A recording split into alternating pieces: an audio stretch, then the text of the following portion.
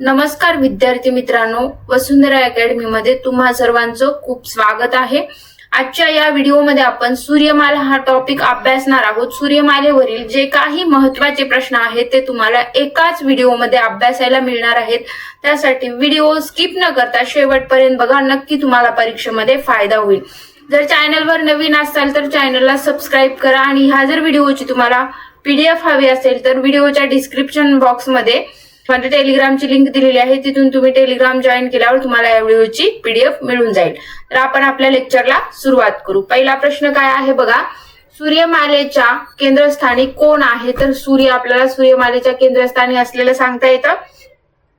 सूर्याच्या पृष्ठभागाचे तापमान साधारणपणे किती आहे? तर सुमारे 6000 अंश सेल्सिअस इतकं आपल्याला सूर्याच्या पृष्ठभागाचे तापमान साधारणपणे 6000 अंश सेल्सिअस इतकं सांगता येतं। पुढचा प्रश्न, सूर्यावरील ऊर्जेची निर्मिती कोणत्या प्रक्रियेद्वारे होते? तर केंद्रकीय सम्मीलन प्रक्रियेद्वारे आपल्याला सूर्यावरील ऊर्जेची निर्मिती करताना पाहायला मिळतं। सूर्याचा प्रकाश पृथ्वीपर्यंत पोहोचवण्यासाठी किती वेळ लागतो? तर सुमारे 8 मिनिट 20 सेकंद इतका आपल्याला सूर्याचा प्रकाश पृथ्वीपर्यंत पोहोचण्यासाठीचा वेळ किती आहे? 8 मिनिट 20 सेकंद आहे। पुढचा प्रश्न, सूर्यमालेतील एकूण ग्रहांची संख्या किती आहे? तर सूर्यमालेमध्ये एकूण ग्रह किती आहेत? 8 आहेत। प्रश्न असा पण येऊ शकतो की ती 8 ग्रह कोणकोणते आहेत? तर बुध, शुक्र, मंगळ, पृथ्वी, शनी, गुरु, युरेनस आणि नेपच्यून हे काय आहेत? सूर्यमालेतील 8 ग्रह असलेलं तुम्हाला लक्षात ठेवायचं आहे। बघा, प्रश्न महत्वाचा आहे। नेपच्यून, युरेनस, शनी, गुरु, मंगळ, पृथ्वी, शुक्र आणि बुध हे 8 ग्रह आहेत। पुढचा प्रश्न, सूर्यमालेतील सर्वात मोठा ग्रह कोणता? तर गुरु हा काय आहे? सूर्यमालेतील सर्वात मोठा ग्रह आहे। सूर्यमालेतील सर्वात लहान ग्रह कोणता आहे? आता सर्वात लहान कोणता आहे? बुध आहे। सर्वात मोठा गुरु आहे आणि सूर्यमालेतील सर्वात लहान ग्रह कोणता आहे? तर बुध आहे। सूर्याच्या सर्वात जवळ असलेला ग्रह कोणता आहे? तर बुध आहे। पुढचा प्रश्न, सूर्यापासून सर्वात लांब असलेला ग्रह कोणता आहे? तर नेपच्यून आहे। बघा, जवळ असणारा ग्रह कोणता आहे? तर बुध आहे आणि सूर्यापासून सर्वात लांब असलेला ग्रह कोणता आहे? तर नेपच्यून आहे। कोणत्या ग्रहाला पहाटेचा तारा किंवा सायंकाळचा तारा, इथं सायन झाले, सायंकाळचा तारा म्हटले जाते? तर शुक्र आहे। बघा, सूर्यमालेतील सर्वात तेजस्वी आणि सर्वात उष्ण ग्रह कोणता आहे? तर शुक्र हा ग्रह काय आहे? सूर्यमालेतील सर्वात तेजस्वी आणि सर्वात उष्ण असलेला ग्रह शुक्र आहे। शुक्राचा पृष्ठभाग प्रचंड उष्ण असण्याचे मुख्य कारण काय आहे? आता आपल्याला कारण विचारलेलं आहे, तर त्याच्या वातावरणात असलेला कार्बन डायऑक्साईड चा प्रचंड साठा असल्यामुळे आपल्याला शुक्राचा पृष्ठभाग प्रचंड उष्ण असण्याचं मुख्य कारण सांगता येतं। पुढचा प्रश्न, बाह्य ग्रह किंवा जोव्हियन ग्रह कोणते आहेत? तर गुरु, शनी, युरेनस आणि नेपच्यून हे ग्रह आपल्याला असलेलं सांगता येतं। लघु ग्रहाचा पट्टा कोणत्या 2 ग्रहांच्या दरम्यान आढळतो? तर मंगळ आणि गुरु या 2 ग्रहांच्या दरम्यान आपल्याला लघु ग्रहांचा पट्टा पाहायला मिळतो। सूर्यमालेत स्वतःभोवती सर्वात वेगाने फिरणारा ग्रह कोणता आहे? सर्वात वेगवान ग्रह कोणता आहे? गुरु आहे। पुढचा प्रश्न, स्वतःभोवती सर्वात संत गतीने फिरणारा ग्रह कोणता आहे? तर शुक्र आहे। पुढचा प्रश्न, कोणत्या ग्रहाभोवती स्पष्ट आणि अत्यंत सुंदर कडी आढळतात? तर शनी ग्रह आहे। बघा, शनी या ग्रहाभोवती स्पष्ट आणि अत्यंत सुंदर कडी आढळताना ग्रह कोणता आपल्याला पाहायला मिळतो? तर शनी ग्रह आहे। पुढचा प्रश्न, सूर्यमालेतील आकाराने दुसरा सर्वात मोठा ग्रह कोणता आहे? तर शनी आहे। टायटन हा कोणत्या ग्रहाचा सर्वात मोठा चंद्र आहे? तर शनी हा ग्रहाचा, टायटन हा सर्वात मोठा चंद्र असलेला आपल्याला लक्षात ठेवायचा आहे। पुढचा प्रश्न, गॅनिमीड हा सूर्यमालेतील सर्वात मोठा उपग्रह कोणत्या ग्रहाचा आहे? तर गुरु या ग्रहाचा। गॅनिमीड हा सूर्यमालेतील सर्वात मोठा उपग्रह गुरु ग्रहाचा आहे। कोणत्या ग्रहाला हिरवा ग्रह म्हणून ओळखलं जातं? तर युरेनस याच ग्रहाला। पुढचा प्रश्न, युरेनस या ग्रहाचा शोध कोणी लावला? तर शोध लावणार कोण होतं युरेनस या ग्रहाचा? तर विल्यम हर्शल लक्षात ठेवायचा आहे आणि 1781 मध्ये शोध लावलेला होता ते म्हणजे विल्यम हर्शल. पुढचा प्रश्न, कोणत्या ग्रहाची घनता पाण्यापेक्षाही कमी आहे? तर शनी या ग्रहाची घनता पाण्यापेक्षा कमी असलेला आपल्याला पाहायला मिळतं ते म्हणजे शनी ग्रह आहे. युरेनस आणि नेपच्यून या ग्रहांना काय म्हटलं जातं? तर बर्फाचे प्रचंड गोळे म्हणून ओळखले जाणारे सुद्धा युरेनस आणि नेपच्यून हे ग्रह आहेत ते म्हणजे बर्फाचे प्रचंड गोळे म्हणून ओळखले जाते. पुढचा प्रश्न, 2006 मध्ये आंतरराष्ट्रीय खगोलशास्त्रीय संघाने कोणत्या ग्रहाचा ग्रह हा दर्जा काढून त्याला बट्टू ग्रह घोषित केले आहे? तर प्लुटो आहे. पुढचा प्रश्न, सूर्यमालेत कोणत्या दोन ग्रहांना एकही नैसर्गिक उपग्रह नाही? तर बुध आणि शुक्र या ग्रहाला आपल्याला सूर्यमालेत एकही नैसर्गिक उपग्रह नसलेलं सांगता येतं. पुढचा प्रश्न, हॅलेचा धूमकेतू किती वर्षांनी एकदा दिसतो? तर 76 वर्षांनी एकदा दिसतो आपल्याला. आणि हा शेवटचा कधी आहे तर 1986 मध्ये दिसला होता. आता 2061 मध्ये दिसेल. बघा, हॅलेचा धूमकेतू किती वर्षांनी एकदा दिसतो? तर 76 वर्षांनी एकदा दिसतो. आणि कधी दिसला होता? 1986 मध्ये दिसलेला होता. आणि आता पुढे दिसणार कधी आहे तर 2061 मध्ये तो दिसेल. धूमकेतूची शेपटी नेहमी कोणत्या दिशेला असते? तर सूर्याच्या विरुद्ध दिशेला धूमकेतूची शेपटी असलेला आपल्याला सांगता येतं. मंगळ ग्रहाला किती नैसर्गिक उपग्रह आहेत आणि त्याची नावे काय आहेत असं विचारलेलं आहे. तर 2 मंगळ ग्रहाला नैसर्गिक उपग्रह आहेत आणि त्याची नावे काय आहेत? तर बघा, फोबोस आणि डिमॉस आहेत. 2 नावे कोणती आहेत? फोबोस आणि डिमॉस.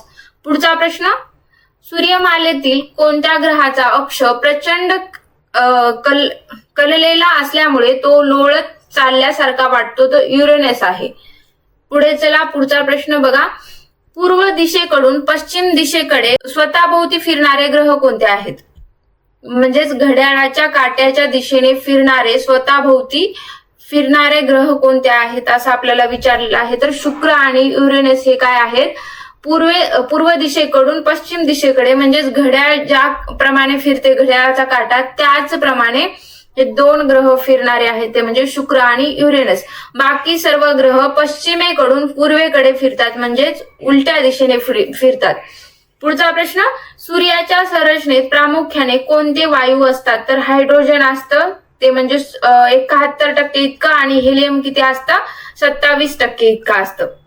सूर्याच्या संरचनेतील प्रामुख्याने कोणते वायू आपल्याला पाहायला मिळतात? हायड्रोजन 71% आणि हेलियम 27%. पुढचा प्रश्न, सूर्यमालेतील सर्वात जास्त उपग्रह असलेला ग्रह कोणता आहे? तर शनी हा ग्रह सूर्यमालेतील सर्वात जास्त उपग्रह असलेला ग्रह आपल्याला पाहायला मिळतो. सूर्य स्वतःभोवती कोणत्या दिशेने फिरतो? तर पश्चिमेकडून पूर्वेकडे आपल्याला सूर्य स्वतःभोवती फिरताना पाहायला मिळतो. अवकाशातून पडणाऱ्या खडकांच्या तुकड्यांना जे पृथ्वीच्या वातावरणात येतात जळून खाक होतात त्यांना काय म्हटलं जातं? तर उल्का म्हटलं जातं. बघा, अवकाशातून पडणाऱ्या खडकांच्या तुकड्यांना जे पृथ्वीच्या वातावरणात येतात जळून खाक होतात त्यांना काय म्हटलं जातं? तर उल्का म्हटलं जातं. पुढचा प्रश्न, ज्या उल्का पूर्णपणे न जळता पृथ्वीच्या पृष्ठभागावर येऊन पडतात त्यांना काय म्हटलं जातं? तर अश्नी किंवा उल्का पाषाण म्हटलं जातं. आपल्या सूर्यमालेचा समावेश कोणत्या दीर्घकेत होतो? तर बघा, मंदाकिनी किंवा आकाशगंगा या दीर्घकेत आपल्या सूर्यमालेचा समावेश होताना आपल्याला सांगता येतं. आकाशगंगेचा आकार कसा आहे? तर सर्पिल आकार आपल्याला सांगता येतो. पृथ्वीच्या सर्वात जवळ असणारा तारा कोणता आहे? तर सूर्य आहे. पृथ्वीच्या सर्वात जवळ असणारा तारा सूर्य सांगता येतो आपल्याला. सूर्यमालेच्या बाहेर असलेला सर्वात तेजस्वी तारा कोणता आहे? तर सायरम आहे किंवा डॉग स्टार आहे. सूर्यमालेच्या बाहेर असलेला सर्वात तेजस्वी तारा सायमर किंवा डॉग स्टार लक्षात ठेवायचा आहे. सूर्याच्या बाह्यतम थराला काय म्हणतात जो केवळ पूर्ण सूर्यग्रहणाच्या वेळी दिसतो? आता सूर्याच्या बाह्यतम थराला काय म्हणतात आणि जो केवळ पूर्ण सूर्यग्रहणाच्या वेळीच आपल्याला पाहायला मिळतो त्याला कोरोना म्हटलं जातं. पुढचा प्रश्न, पृथ्वी आणि सूर्य यांच्यातील सरासरी अंतर किती आहे? तर सुमारे 15 कोटी किलोमीटर इतका आपल्याला पृथ्वी आणि सूर्य यांच्यातील आपल्याला अंतर सांगता येतं ते म्हणजे 15 कोटी किलोमीटर इतकं लक्षात ठेवायचं आहे. प्रश्न महत्वाचा आहे. पृथ्वी आणि सूर्य यांच्यामध्ये सरासरी अंतर किती आहे तर सुमारे 15 कोटी किलोमीटर लक्षात ठेवायचं आहे. पुढचा प्रश्न, सूर्य हा खगोलशास्त्रीय दृष्ट्या काय आहे तर एक मध्यम वयाचा पिवळा तारा आहे. खगोलशास्त्रीय दृष्ट्या सूर्य हा काय आहे तर एक मध्यम वयाचा पिवळा तारा असं म्हटलं जातं. पुढचा प्रश्न, कुइपर पट्टा सूर्यमालेत कुठे आढळतो तर नेपच्यून ग्रहाच्या कक्षेच्या पलीकडे आपल्याला पाहायला मिळतो. ते म्हणजे कुइपर पट्टा आपल्याला नेपच्यून ग्रहाच्या कक्षेच्या पलीकडे. पुढचा प्रश्न, ग्रह स्वतःच्या प्रकाशाने चमकतात का तर नाही. ग्रह सूर्याच्या प्रकाशाने परावर्तन करतात.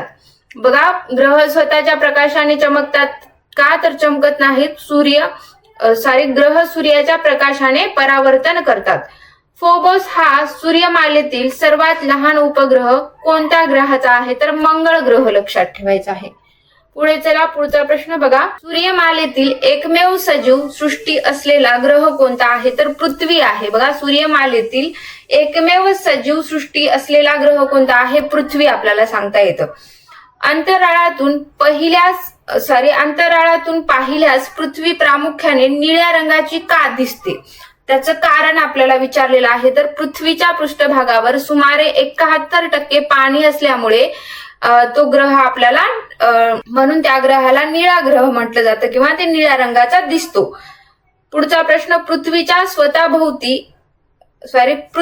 स्वतःभोवती एक फेरी पूर्ण करण्यास किती वेळ लागतो. आता पृथ्वीला स्वतःभोवतीच फिरण्यासाठी किती वेळ लागतो तर 23 तास 56 मिनिटे आणि 4 सेकंद म्हणजेच अंदाजे 24 तास इतके आपल्याला पृथ्वीला स्वतःभोवती एक फेरी पूर्ण करण्यासाठी लागणारा वेळ किती आहे 23 तास 56 मिनिटे आणि 4 सेकंद म्हणजेच आपण 24 तास अंदाजे म्हणू शकतो. पुढचा प्रश्न, पृथ्वीला सूर्याभोवती एक प्रदक्षिणा पूर्ण करण्यास किती वेळ लागतो तर 365 दिवस 5 तास 48 मिनिटे आणि 46 सेकंद इतके आपल्याला पृथ्वीला सूर्याभोवती एक प्रदक्षिणा पूर्ण करण्यासाठी वेळ लागणारा किती आहे 365 दिवस 5 तास 48 मिनिटे आणि 46 सेकंद. प्रश्न महत्वाचा आहे. पुढचा प्रश्न, पृथ्वीच्या परिवलनामुळे काय होते तर दिवस आणि रात्र होतात. पुढचा प्रश्न, पृथ्वीच्या परिभ्रमणामुळे काय होते. बघा, आता पृथ्वीच्या परिवलनामुळे काय होते तर दिवस आणि रात्र होतात आणि पृथ्वीच्या परिभ्रमणामुळे काय होतं तर ऋतू बदलतात आणि वर्षाचा कालावधी ठरतो. पुढचा प्रश्न, प्रत्येक 4 वर्षांनी येणाऱ्या लीप वर्षात किती दिवस असतात तर 366 दिवस असतात. हे सगळ्यांनाच माहिती आहे. फेब्रुवारी महिना हा काय असतो तर 29 दिवसांचा असतो. नाहीतर लीप वर्ष नसेल, जर साधं वर्ष असेल तर त्या वर्षामध्ये 28 फेब्रुवारीच येते आणि दर 3 वर्षांनी आपल्याला 29 फेब्रुवारी ही तारीख पाहायला मिळतं. म्हणूनच ते एक दिवस ऍड करून 366 दिवस होतात. लीप वर्षामध्ये 366 दिवस आपल्याला पाहायला मिळतात आणि जे नॉर्मल वर्ष असतं त्याच्यामध्ये 365 दिवस असतात. पुढचा प्रश्न, पृथ्वीचा एकमेव नैसर्गिक उपग्रह कोणता आहे तर चंद्र आहे. चंद्राचा प्रकाश पृथ्वीपर्यंत पोहोचण्यासाठी किती वेळ लागतो तर 1.3 सेकंद लागतात. पृथ्वीच्या केंद्रात असणाऱ्या मुख्य थराला काय म्हणतात तर गाभा म्हटलं जातं. बघा, पृथ्वीच्या केंद्रात असणाऱ्या मुख्य थराला गाभा म्हटलं जातं. पृथ्वीच्या वरच्या थराला काय म्हणतात तर भूकवच म्हटलं जातं. बघा, पृथ्वीच्या वरच्या थराला काय म्हटलं जातं तर भूकवच. पुढे चला, पृथ्वीच्या अंतरंगातील मध्यानाला किंवा मधल्या थराला काय म्हणतात. बघा, प्रश्न नीट वाचा की पृथ्वीच्या अंतरंगातील मध्यानाला किंवा मधल्या थराला काय म्हणतात तर प्रावरण म्हटलं जातं. पृथ्वीच्या गाभ्यामध्ये कोणते धातू प्रामुख्याने आढळतात तर निकेल आणि लोह हे काय पृथ्वीच्या गाभ्यामध्ये आढळताना आपल्याला पाहायला मिळतात धातू. त्यालाच निफे सुद्धा म्हटलं जातं. पुढचा प्रश्न, पृथ्वीचा अक्ष तिच्या कक्षेच्या पातळीशी किती अंशाचा कोन करतो तर 66.5 अंशाचा कोन होताना आपल्याला पाहायला मिळतो. पुढचा प्रश्न, पृथ्वीवरील आडव्या कल्पित रेषांना काय म्हणतात. तर अक्षांश म्हटलं जातं बघा. पृथ्वीच्या आडव्या कल्पित रेषांना अक्षांश म्हटलं जातं आणि पृथ्वीवरील उभ्या कल्पित रेषांना काय म्हटलं जातं तर रेखांश म्हटलं जातं. रेखांश. पृथ्वीवरील एकूण किती अक्षांश रेषा आहेत तर पृथ्वीवर एकूण आपल्याला 181 इतक्या अक्षांश रेषा सांगता येतात. पुढचा प्रश्न. तर आजचे हे प्रश्न इथेच संपलेले आहेत मित्रांनो. तुम्हाला आणखीन कोणा टॉपिक वरील असेच जर वन लाइनर प्रश्न रॅपिड फायर पद्धतीने पाहिजे असतील तर ते तुम्ही कमेंट मध्ये नक्की कळवू शकता आणि व्हिडिओ कसा वाटला नक्की कमेंट बॉक्स मध्ये कळवा आणि चॅनलवर नवीन असाल तर चॅनलला सबस्क्राईब करा आणि अशाच नवनवीन व्हिडिओसाठी पाहत राहा वसुंधरा अकॅडमी. Thank you so much.